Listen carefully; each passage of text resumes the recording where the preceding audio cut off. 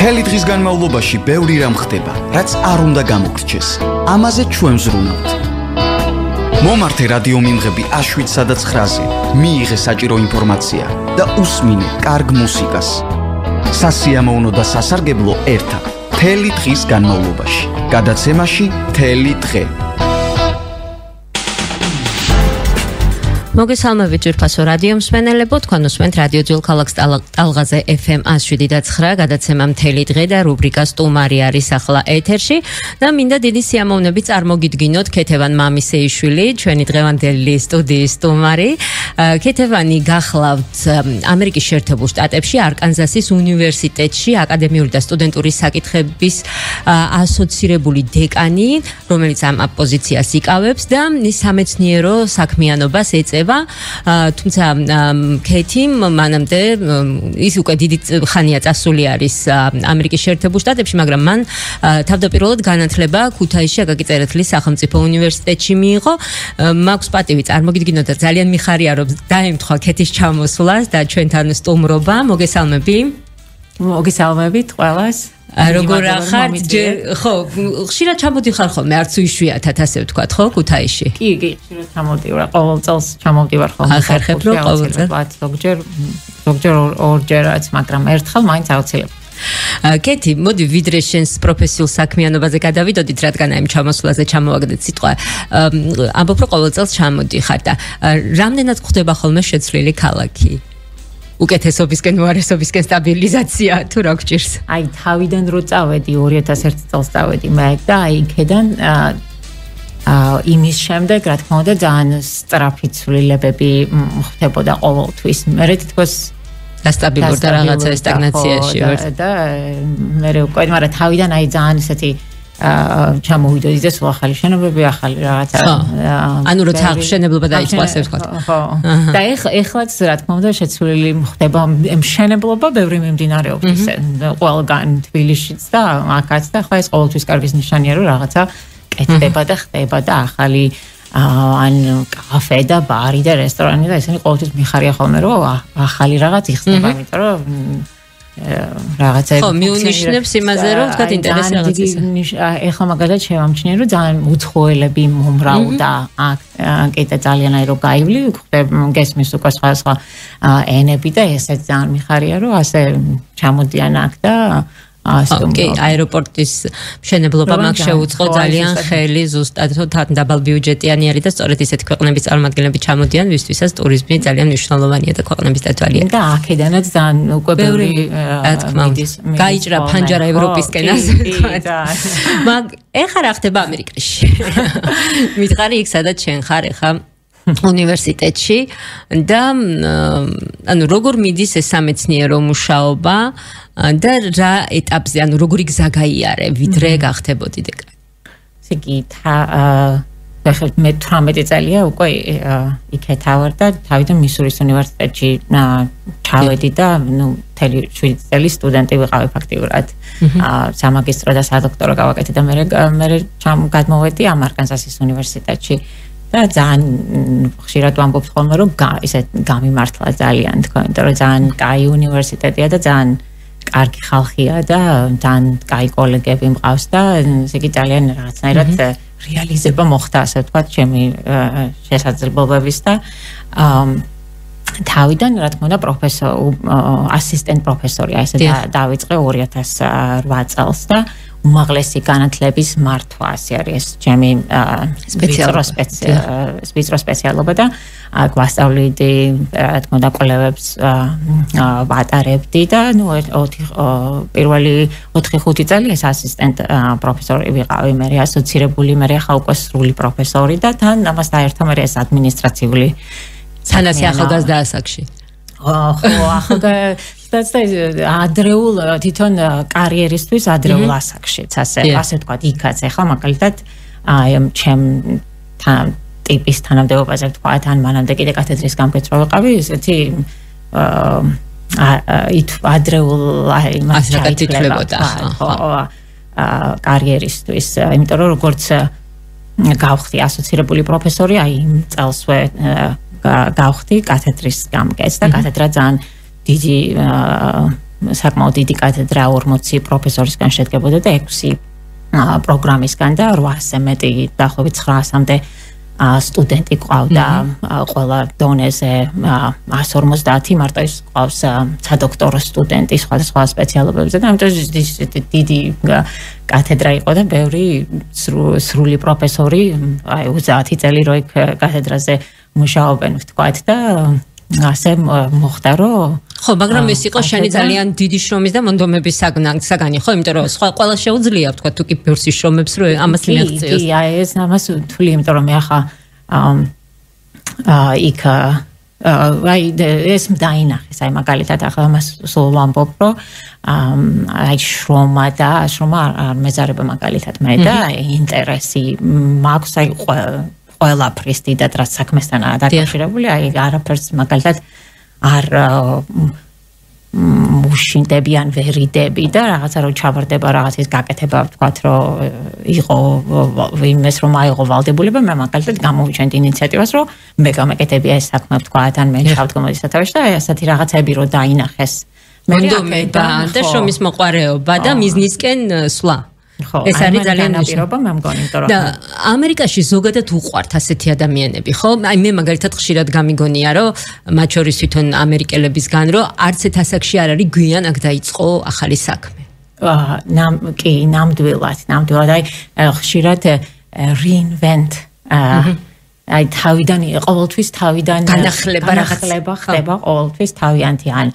პროფესიული განახლება სულ რაღაცას ეძებენ, ასე ვთქვათ, თავიანთ ცხოვრებაში, რომ რაღაცა ვთქვათ, მეტი გააკეთონ, უკეთესი გააკეთონ, ან რაღაცა შეცვალონ ცხოვრება მიმართული, მაგალითად ჩვენ გვყავს სტუდენტები, რომლებიც ბრუნდებიან, ვთქვათ, როცა დოქტორო გააკეთონ, აი 60 წლის ასაკში, ვთქვათ. ხო, აი და რო ვეტყვით, მაგალითად, აი რატომ უნდათ რომ აი ეს 5 წელი ისწავლონ კიდე ხელახლა ამ სადოქტოროზე იტყვიან რომ აი ეს მაგალითად სულ ჩემი ის იყო მიზანი, ჩემი ოცნება, მაგრამ ბავშვები გავზარდე, ოჯახი, აი რაღაცა და ეხლა უნდა რომ საკუთარ თავს რეალიზებო ჩემთვის ვაკეთებ. ძალიან კარგია მაგალითად ეს რომ ხო, ჩვენთან პრაქტიკულად 60 წლის ასაკში ამთავრებენ ცხოვრებას. ხო, აი იშვიათი გამონაკლისების გარდა. ვთქვათ, რა თქმა უნდა, უკეთესი სამსახურისთვისაც ბევრი ბრუნდება, აი ვთქვათ რომ მუშაობთ 10 წელი, 20 წელი და მე რაღაცა ანახლებური სამსახური უნდა თან შეიცვალონ პროფესია და დაბრუნება უნივერსიტეტში დაბრუნება რომ ან მაგისტრი გააკეთონ მაგალითად ან სადოქტორო გააკეთონ ძალიან ეს არის ხშირი არის და აი ყველა ასაკის სტუდენტი ყავს ფაქტიურად. ხო არა და აი თვითონ ახალგაზრდა სტუდენტებს რაც შეეხება, აი მაინტერესებს მათთან სწავლების მეთოდოლოგია როგორი არის, ანუ ამერიკული განათლების მოდელი, აი თქვენ შემთხვევაში როგორი არის, ხო? და მე შევეხოთ უკვე ქართულ განათლების მოდელსაც. ბაკალავრიატის სტუდენტები ძირითადად მაინც ტრადიციული სტუდენტები არიან, თქვა 18 წლის ასაკში, რომ 4-5 წელი, 6 წელი, ზოგი 6 წელსაც ანდომებს ახლა უკვე, იმიტომ რომ მუშაობენ ბევრი თვითონ აფინანსებს ამ თავის სწავლებას, ან რაღაც ცესხს იღებს და მე იცის რომ უნდა გაისტუმროს, ვთქვათ და ამიტომ ესე იგი ინტერესი აქვთ ძალიან. აი რა თქმა უნდა ხა ცუდი კი არა უინტერესო სტუდენტებიც არიან რომლებიც თქვათ მაგრამ ისინი დაანებებენ მაგალითად თავს არ დახარჯავენ დროს რომ შეატყობენ რომ თქვათ არ აინტერესებთ რაღაც არ არის დროული მაცხოვრებაში სხვა რამე უნდა გააკეთონ და მე რა ვთქვა დაუბრუნდნენ მოგვიანებით როცა უფრო მონდომება ექნება ანუ შეუძლიათ ხო რაღაცა სტუდენტის სტატუსი შეიწყვიტონ დროებით და მე განაახლონ როცა კი ბევრი აკეთებს მაგას მაგალითად ვთქვა სემესტრი აიღონ 1 წელი აიღონ აი როცა შეატყობენ მაგალითად რომ რაღაცა პრიორიტეტები შეიცვალა მას ცხოვრებაში რომ ვერ უთმობენ მაგალითად დროს და ენერგიას შეწყვეტენ და მე დაბრუნდებიან ისევ არ არის ახლა აუცილებელი რომ აი ყველა ერთი ნაბიჯით და ერთნაირი ნაბიჯით მიყვეს თქვათ ამას კურსს. ამიტომ ვინც არის და ვინც ამ კლასებს იღებს და ვინც მიყვება ამას ძალიან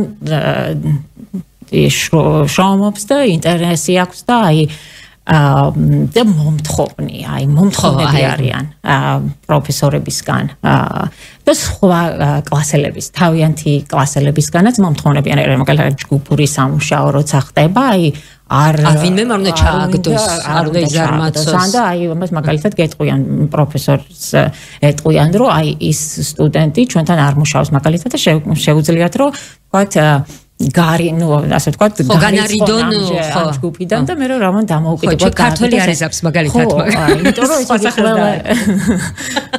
ხო, ახლა ასეთი რაღაცა, ესე იგი ერთმანეთისგანაც ითხოვენ, იმიტომ რომ ის სხვა ხო, იმიტომ რომ თვითონ უფუჭდება საქმე და იცის რომ მას თუ საქმე გაუფუჭდა, ის შედეგს ვერ მიიღებს. კი, ან და ვთქვათ როცა აი მაგალითად ხშირად როცა ვეკითხებით ხშირად ვატარებთ ამ სემესტრის განმავლობაში მაგალითად რამეს შეცვლა ხო არ უნდათ კლასში ახლა რო შევდი ლექტორები და აი ხშირად მაგალითად ვთქვათ თუ ვინმე არ კითხო მომზადებული არ მოდის ვთქვათ კლასში ხო აი ხშირად დაგიწერენ ხოლმე და აი რამოდენიმე სტუდენტი შევატყვეთ რომ მომზადებული არ მოდის კლასში და იქნებ დაამატოთ quiz-ზე რაღაცა გამოცდები ან ისეთი რაღაცა შემოწმებები რომ ესე იგი უფრო პასუხის ფორმატი და რაღაცა ხო რაღაცა შეცვალოთ რომ უფრო გამოიჭიროთ ასე ვთქვათ ასეთი სტუდენტები ესე იგი ერთმანეთს ერთმანეთს აკონტროლებენ და რა თქმა უნდა პროფესორისგანაც ითხოვენ ძალიან კარგ მას მომზადებ ვერ უპასუხა პროფესორმა რომელიმე კითხვას ხო? აი ესეც კიდე არა მაგალითად არ არის მე მაგალითად ახლა სულ ვეუბნები და ვეუბნები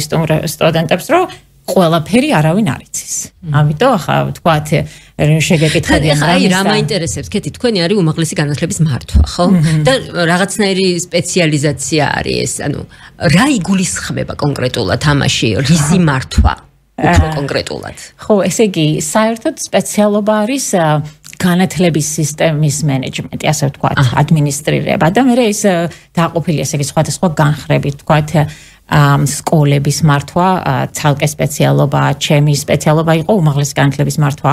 კიდე არის მაგალითად აი კანონ პოლისი, რაღაც კანონმდებლობა, საკანონმდებლო რეფორმა, აი სისტემის გატარება, ასეთი რაღაცაები და ეხლა ეს სტუდენტები ერთად არიან ბევრ კლასში, მაგრამ მე აქვს ვიწრო სპეციალობის კლასები, რომლებშიც სხვა პროფესორებთან მუშაობენ მაგალითად და ესე რაღაც საერთო საგნებიც აქვს და მე ანუ განათლების მენეჯმენტი არის ეს მენეჯმენტი და აი ყველა ძირითადად მუშაობენ აი სკოლებში თუ არიან მაგალითად ძირითადად აი დირექტორებმა ვთქვათ ან აი სასწავლებელი და ამათმა უნდა ეს სპეციალობა სამთავრებენ ესენი მაგისტრი ეს უნდა კონდეთ დამთავრებული ბევრი აი განათლების სისტემაში რომ მუშაობს თვითონ ახლა განათლება ჩვენ ვამბობთ განათლების სისტემათან რადგან განათლების სისტემას ასე ვთქვათ ვასწავლით აი ჩვენ თვითონ ბევრს აქვს მაგალითად სადოქტორო გაკეთებული აი დირექტორიც რო არის ვთქვათ იმას სადოქტორო აქვს დამთავრებული იმიტომ რომ რაღაცნაირად უფრო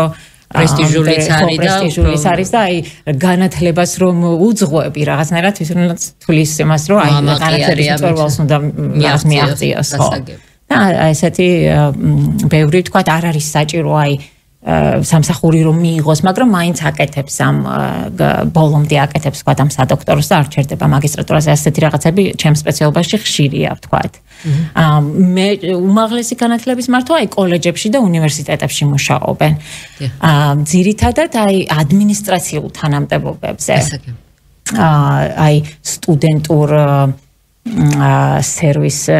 სერვისებში ან და აი პრეზიდენტებიც, დეკანებიც ესენიც ვთქვათ გამოგვიწვრთნია ერთ-ერთ სპეციალობას, იგი თავისი სპეციალობაც აქვს, რა თქმა ხო, უნდა. რა თქმა უნდა, მაგრამ ეს არის კიდე ხო დამატებით თუ უნდათ ვთქვათ ეს ანუ მაინორს რასაც ეძახიან ხო, ასეთი რაღაცები. ან და მაგისტრს ვთქვათ გააკეთებენ აი ისტორიკოსია და ისტორიული აქვს სადოქტორო გაკეთებული და ისა მათი ძირითადი სპეციალობა, მაგრამ თუ როცა უნდა რომ ასეთ ადმინისტრაციულ თანამდებობებზეც იმუშაოს უნივერსიტეტში, ამას აკეთებს მაგალითად ეს დამატებით, რაღაც მაგისტრატურას ან და ორ ორ სპეციალობას ერთად ვთქვათ და ასეთი რაღაც.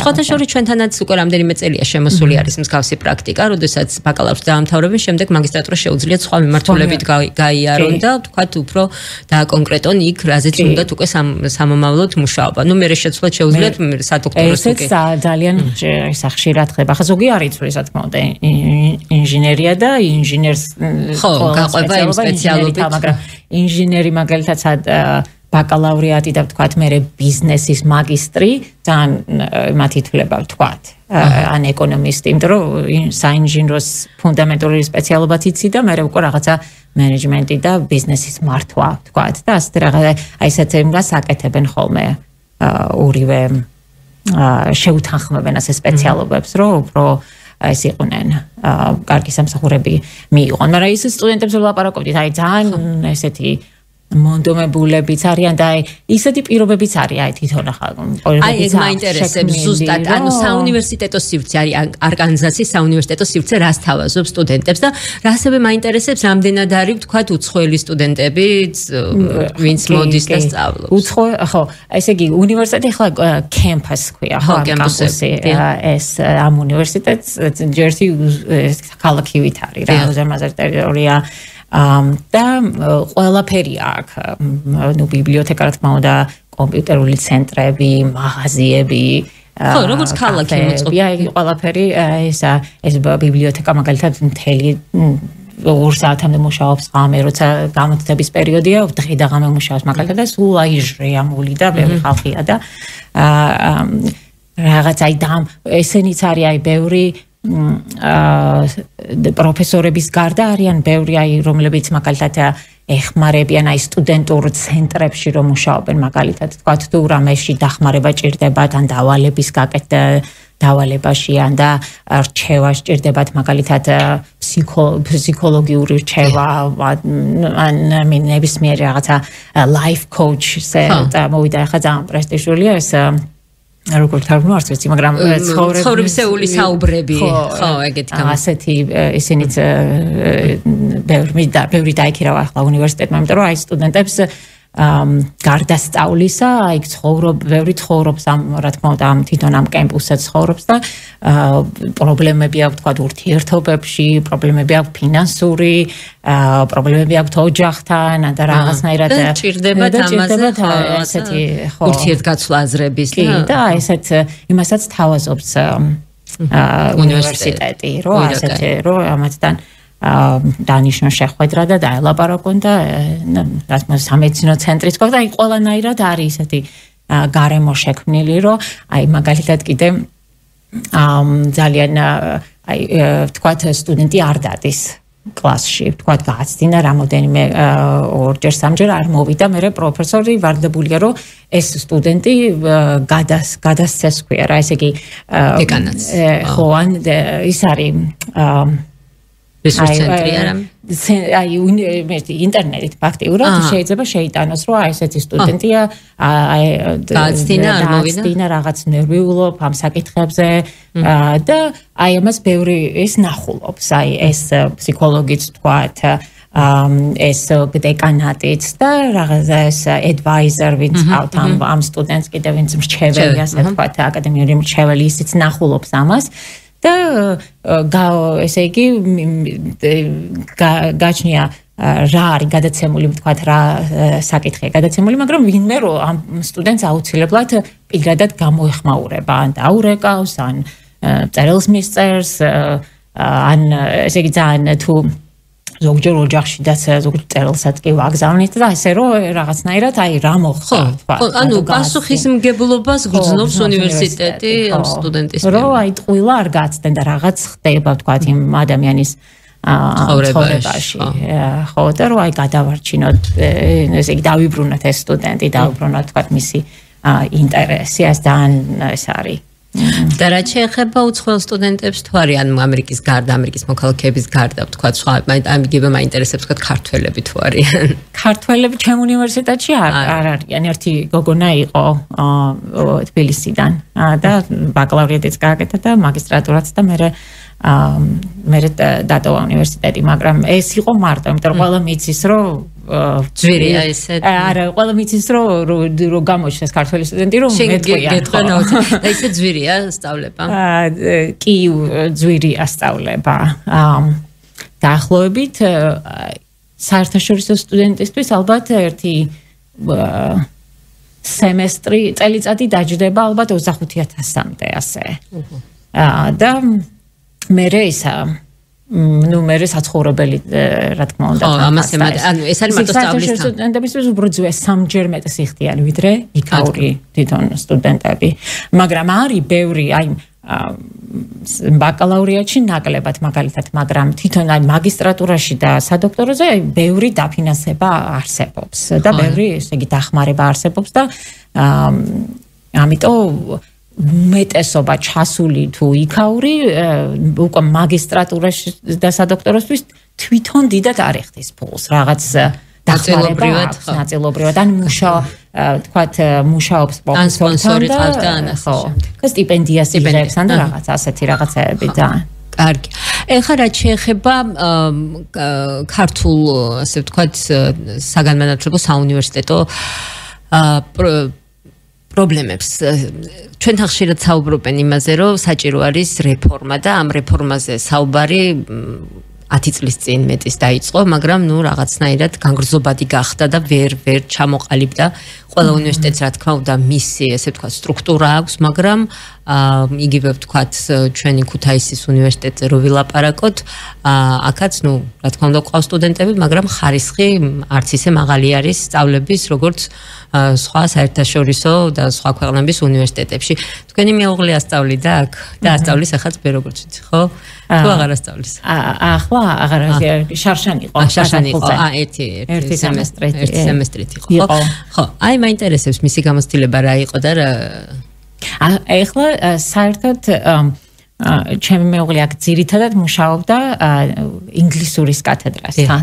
და აი ძალიან ახლა ინგლისურის კათედრა ასე ვთქვათ გამორჩეული არის ყოველთვის ხო გამორჩეული და ეტყობოდათ სტუდენტებსაც ძალიან ესე იგი კმაყოფილი ჩამოვიდა და ძალიან ესეთი კმაყოფილი იყო სტუდენტებიც და რა თქმა უნდა პროფესორებითაც და ლექტორებითაც ახლა ეს ყველა მიცის აქ ქონდა შეხება საერთოდ უფრო სხვა დაწესებულებებთან თქვა საკანონმდებლო დაწესებულებებთან და სხვა სტუდენტებთან და ახლა მეც რომ მაქვს შეხება ახლა თქვა ასეთი ინტერესი და საქმისადმი დამოკიდებულება თქვა ცოტა განსხვავებული იყო რბილად რომ თქვა მაგრამ ანუ ჩვენი სტუდენტები არ არიან მომთხოვნები შესაბამისად ლექტორებიც ესე ვთქვათ არასრულებენ ისე სამუშაოს როგორც უნდა იყოს. არის ალბათ. აი რა ეს არის პროგრამის შესთავაზება. აი რა პროგრამას შესთავაზებს სტუდენტს. ხო, ამასაც ხო აქ ახლა ვთქვათ მნიშვნელობა და პროფესორიც კიდე რას ასწავლის. აი ყველა პროფესორი ცდილობს ასწავლოს ის რაც პირადად არის დაკავშირებული კვლევა. თვითონ რაც იკვლევენ მაგალითად აი და შეუძლიათ აი ხშირად შესთავაზონ, თქვათ, ახალი საგნები ამ სტუდენტებს და ახალი საგნები შემოიტანონ, ასწავლონ 2 წლის განმავლობაში, მერე გადაახარისხონ და რაღაც სხვა შემოიტანონ მაგალითად და ამიტომ აი რაღაცნაირად პროგრამა სულ იცვლება არის რა თქმა უნდა ახლა ფუნდამენტური საგნები, რომლებიც ყველამ უნდა აიღოს და ასეთი რაღაცები, თქვათ, საფუძველი რო ჩაიყაროს პირველი მეორე კურსი მაგალითად, მაგრამ აი იმის მერე უკვე ძალიან ინდივიდუალურია ეს პროგრამა, ბევრი არჩევანია, თქვათ, რა საგანი შეუძლია სტუდენტს აიღოს, რა საგანი უნდა პროფესორმა რო ასწავლოს, ამიტომ ეს ყველაფერი ამ ინტერესს, რა თქმა უნდა, აღვივებს. ხო, ახლა რო ასწავლის პროფესორი, როცა ასწავლის ისაც საგანს, რომელიც მას აინტერესებს და თვითონ უნდა რომ ისწავლოს, აი რაღაცნაირად მეტი ცოდნა რომ მიიღოს აი ამ საგანში მაგალითად, ან და რაღაც ახალი ტექნოლოგია შემოვიდა, ვთქვათ, და აი ეს ტექნოლოგიას უნდა რომ დაეუფლოს. ხო, აი ხშირად აი ამ საგანს მე გადაწყვეტენ რომ ამას ასწავლონ ამ სტუდენტებთან ერთად, რა თქმა უნდა, ხა თვითონ უფრო მეტი იციან ვიდრე სტუდენტებმა, მაგრამ ისინიც იღრმავებენ ამ ინტერესს და ცოდნას და თან სტუდენტებისთვისაც ეს რაღაც ძალიან ახალი და ესეთი ახლებური ნოვატორულია ხო და ყოველთვის რაღაცნაირად ამიტომ ესე იგი და ესეც არის ახლა რას შეცთავაზებს მაგალითად უნივერსიტეტი ვთქვათ ხო პროგრამებზე ძალიან ბევრი რამე არის დამოკიდებული ხო არის რა თქმა უნდა ისეთი საგნები რომელიც ფუნდამენტურია და აუცილებლად ყველა სტუდენტმა უნდა გაიაროს იმ მიმართულებით მაგრამ არის საგნები რომელიც ხო ახლა მეც დაახლოებით მაგ შეხება ვთქვათ ჩემგან გამომდინარე ჩემ სტუდენტიშვილისგან გამომდინარე დაახლოებით ვიცი ხო მაგრამ მაინც რაღაცას მგონია რომ ჩვენთან მაინც არ უდგებიან ისეთი პროფესიონალიზმით არც სტუდენტი და არც ლექტორი, ნუ იშვიათი გამონაკლისები არსებობ, მე რა თქმა უნდა ხა ყველაზე მართლა არ ვამბობ ამას, მაგრამ ზოგადად აი რამდენი გამოკითხვაც არ ჩატარებულა ხოლმე, ხო? ყოველთვის რაღაცა უკმაყოფილება არის და დონი არ არის შესაბამისი. აი მაგალითად კი აი გეთანხმებით ნამდვილად აი რაღაცნაირად მე მგონი სტუდენტი ვერ აცნობ ასე ვთქვათ აი ფართო მასამ სტუდენტების ვერ აცნობიერებს რომ აი ამ 5 წელს უნივერსიტეტში ხარჯავს, ფულს ხარჯავს, დროს ხარჯავს და რა აი ის მოთხოვნა რომ ბევრი აიღოს რაც შეიძლება ამ 5 წლის განმავლობაში ხო აი რაღაცნაირად აი ეს გაცნობიერებული ასე დიდად არ არის რაღაცნაირად აი მაგალითად ჩვენ მეუნებით იქ სტუდენტებს ძალიან ხშირად რომ იმიტომ რომ სტუდენტების უმეტესობა საკუთარ ფულს არ ხარჯავს. ხო, ესეც არის შეიძლება და აი და თქვათ ხო, ესეც არის შეიძლება რომ აი ეს დიდ თანხებთანაა დაკავშირებული იქ ახლა უნივერსიტეტში, ამერიკაში ყოველ შემთხვევაში, აი ვიცი ახლა ევროპაში ზოგადად უფასო და ესეთია სახელმწიფო ეხმარება ძალიან და უნივერსიტეტი ახლა იქ დიდ თანხებთანაა ახლა დაკავშირებული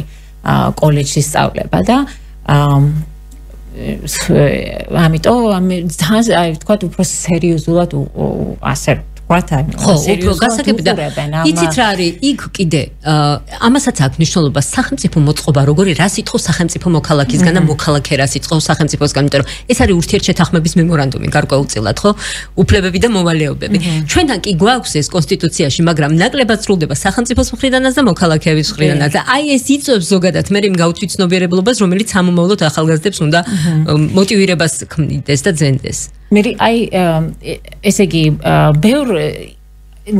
მე უფრო აი მე მგონი კიდე დაკავშირებულია უფრო მეტი კავშირი არსებობს თვითონ ამ უნივერსიტეტის პროგრამასა და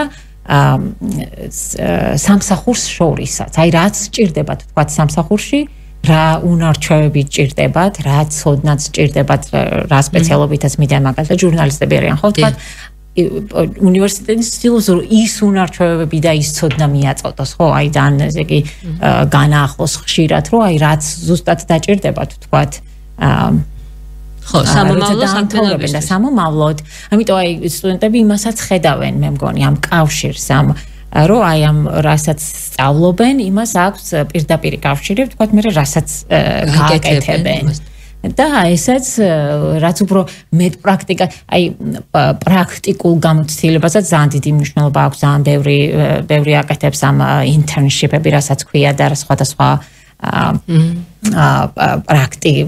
პრაქტიკამს მოკლედ ამასაც ბევრი აკეთებს იმიტომ რომ აი მუდათ რომ რაც შეიძლება ეს მე მგონი კავშირი არსებობს რა აი ამ თვითონ უნივერსიტეტში მიღებულ ცოდნასა და რაც მე უნდა რომ მიიღებ იმ შენ პირველ სამსახურს იქ რაც გამოგადგება ვთქვათ აქვს ამას ასაც მე მგონი მნიშვნელობა რომ ინტერესი გაღვივდეს სამსახურებიც აი კეთი კიდე რა მაინტერესებს აი რამდენად არის ვთქვათ აქტუალური და მნიშვნელოვანი ინტერნეტ სწავლება ნუ დისტანციური სწავლება ხო აი ეს ამ ბოლო დროს ძალიან რა თქმა უნდა მთელ მსოფლიოშიც და ესე იგი ამერიკაშიც ბევრი უნივერსიტეტი უკვე ჩვენ გვაქვს ახლა მაგალითად უნივერსიტეტში global campus ასე ქვია ფაქტიურად რომელიც ამ უნივერსიტეტის ნაწილია ეს, მაგრამ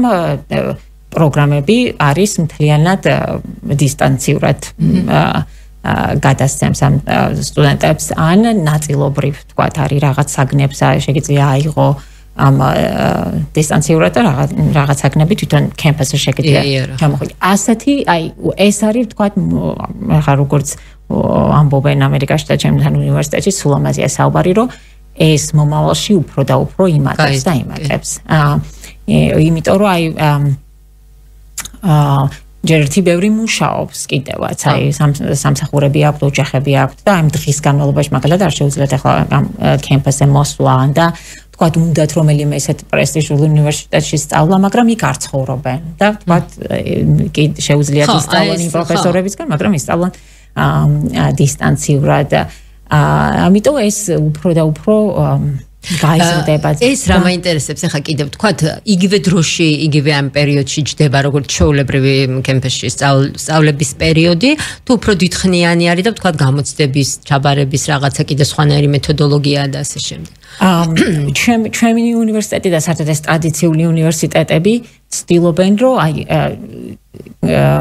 და იმით მოსწონთ და მოაქვთ თავი რომ დისტანციურ სწავლებაშიც თავაზობენ ზუსტად ისეთ ნორმებს და ისეთ დონეს, როგორიც სტუდენტს შეუძლია მიიღოს რომ მოვიდეს უნივერსიტეტში. ამიტომ ესე იგი ხო, რაიმე დამატებითი კიდე ეს არის ხო. და აი ცდილობენ რომ ეს თვითონ ეს დისტანციურად გადაცემული კურსი იყოს ძალიან დაახლოებული რაც არის ტრადიციული ხალხი, აი თქვათ თუ არის დებატები მოხდება თქვათ ინტერნეტით, რა ესეც აქვს თემა და საწერი თუ რაც არის ესე იგი ძალიან ვცდილობთ რომ ეს დაბალი დონის არ იყოს და აიოლი არ იყოს უფრო ან და უფრო მოკლევადიანი ან გრძელვადიანი იყოს აი რაც შეიძლება შერწყმული და შეთანხმებული უბრალოდ გადაცემის მოდელი არის ერთი კლასში მეორე დისტანცია იმიტომ რომ როცა დიპლომს აიღებს სტუდენტი იქ არ წერია ახლა ეს დისტანციური იყო თუ როგორი იყო ეს იყო არკანზასის უნივერსიტეტის დიპლომი ამიტომ ამას დიდად ვაქცევთ ყურადღებას, რომ რაც შეიძლება ეს დაახლოებული იყოს ეს კლასები ერთმანეთთან. იმასაც უყვართ, აი პროფესორს ძალიან უყვარს მაგალითად დისტანციური სწავლების მეთოდი. ზოგიერთს დიდად არა ეხლა ეს კლასში და პირადი ურთიერთობა ურჩევია. მე ახლა არასდროს არ მისწავლები მაგალითად დისტანციურად. ისევ რომ ხედავ ადამიანს უფრო სხვანაირად ვარ ხოლმე იმასთან ვიდრე ეს. ხო, რაღაცა პირდაპირ შეხებისისა, თუმცა ალბათ ყველას თავისი ინდივიდუალურად გადასაწყვეტია როგორ მაგრამ აი ეს ზოგჯერ ამბობენ კიდე ეს დისტანციური სწავლება არის აი უხსნის ისეთ ადამიანებს ამ საშუალებას რომ მიიღონ ეს განათლება, რომელებსაც არ სხვანაირად არ შეუძლიათ და ამიტომ ეს არის ბევრი ისეთი გარდა იმისა რომ თქვა სხვა შტატში ცხოვრობს, სხვა ქალაქში ცხოვრობს და ასე შემდეგ შეიძლება იყოს ისეთი შეზღუდვის რაიმე მატარებელი, რომელსაც არ შეუძლია თქვა სიარული. და აი მომუშავე ადამიანი როცა სამსახური აი ემაზე რომ თქვა მაგალითად ეხლა მე რო გადავწყვიტო რომ რაღაც გავაკეთო თქვათ რაღაც ახალი სპეციალობა მაგისტრი თქვათ ნახავ თუ არის რომელიმე უნივერსიტეტი თუ თავაზობს რამეს დისტანციურად რომ გავაგრძელო ჩემი საქმე და თან საღამოობით და შაბათ-კვირას ეს კლასები ავიღო. ასეთი რაღაცებიც ბევრი ხდება ხო. ძალიან საინტერესოა, კეთი ისე გაფრინდა დრო ჩვენ საუბარში, მაგრამ არ მინდა ჩვენი ესე ვთქვათ შეხვედრა დღევანდელი დავასრულო შენი სამომავლო გეგმების არ განხილვით, ხო, რას ფიქრობ, აბა გასაგებია ამერიკაში ხარ, ძალიან წარმატებული ხარ, ჯერ კიდევ ბევრი წელი გაქვს, ფიქრობ დაბრუნება საქართველოში? თუ ჯერ ამაზე პასუხი არ გაქვს. დიდად ახლო მომავალში ალბათ. ახლო მომავალზე ახლა? არა. ისე სულ ვამბობ და მე თვითონ მეცინება რომ ვამბობ რომ აქ პენსიონზე რომ გავა. აქ უნდა დავბრუნდე თქო. ხო, მაგრამ სადაც ცხოვრება უკეთესია, მე მგონი იქ ჯობ. მაგრამ არა, თავარი ის არის რომ შენ ყოველ წელს ჩამოდიხარ. არ წყვდები ასე ვთქვათ აქაურობას და შენს სამეგობროს და შენს ქალაქს და ქვეყანას. კი, და ძალიან დიდ და კარგ საქმეს აკეთებ არკანზასის უნივერსიტეტში და ზოგადად შტატებში. ხო, იქ ახლა კიდე ბევრი ასე მგონია, ყოველ შემთხვევაში 10-15 წელი მაინც ბევრი რაღაცა შემიძლია ვთქვათ გავაკეთო და განახლებლად ერთ მშვენიერ დღესაც ველოდები, რომ საერთოდ გიხილავ რექტორის ხო, ისეთი იმიტომ რომ ძალიან ახალგაზრდა ხარ და ძალიან წარმატებული და არაფერი არ არის გამორიცხული, მით უმეტეს შენაირი შრომის მოყვარე და მიზანდასახული ადამიანისგან. კაცრავად მე ჩვენს რადიო მსმენელებს კიდევ ერთხელ ვეტყვი, რომ ჩვენ ყავდა სტუმრად ძალიან საინტერესო ადამიანი და მახარებს განსაკუთრებით, რომ ქუთაისელი არის, იმიტომ რომ ქუთაისელების წარმატება რაღაცნაირად სხვანაირად ხდება გულს, გონებას და სულს. ქეთი მამისეიშვილი, რომელიც ამერიკის შეერთებულ შტატებში, არკანზასის უნივერსიტეტში ძალიან კარგ დიდ და საპატიო ადგილს იკავებს. დიდი მადლობა ქეთი სტუდიაში მოსვლისთვის, რომ გამონახე დრო და ჩვენთან ერთად ხარ და მე მინდა წარმატებები გისურვო კიდევ და კიდევ. ძალიან დიდი მადლობა რომ მომიწვიეთ. გაიხარეთ. თქვენ უსმენთ რადიო ძველ ქალაქს ტალღაზე FM 107.9.